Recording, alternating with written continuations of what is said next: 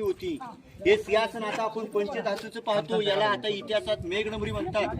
पूर्वी या जागी रत्नजडित सोन्याचं सिंहासन होतं पहा. 32 मनाचं. एक मन म्हणजे 40 किलो. 1280 किलोच्या वजनाचं सिंहासन इंग्रज मोगल आपल्या सिंहासनाची, आपल्या राजांच्या सिंहासनाची ओळख व्हावी म्हणून आपल्या देशाचे 7वे राष्ट्रपती डॉक्टर ज्ञानी जयसिंग यांनी 1985 मध्ये मेघनगरी बसवले. आणि या मेघनगरीमध्ये शिवरायांची मूर्ती पाहतोय. 6 जून 2009 मध्ये शिवरायांची 13वी वारसदार आहेत कोल्हापूरमध्ये संभाजीराजे यांनी 2009 मध्ये राजांची मूर्ती बसवलेली आहे.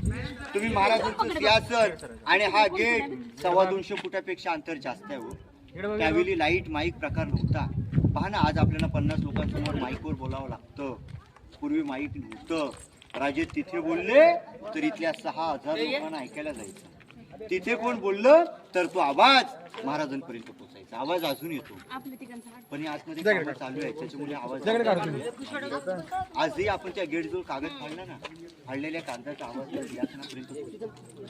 तिथे कोण बोललं तर तो आवाज शेवटपर्यंत जातो. या गडाचा आरकिडी खिरोजी इंदुरकर त्याने एक रचना केली. आता दरबार ओपन आहे.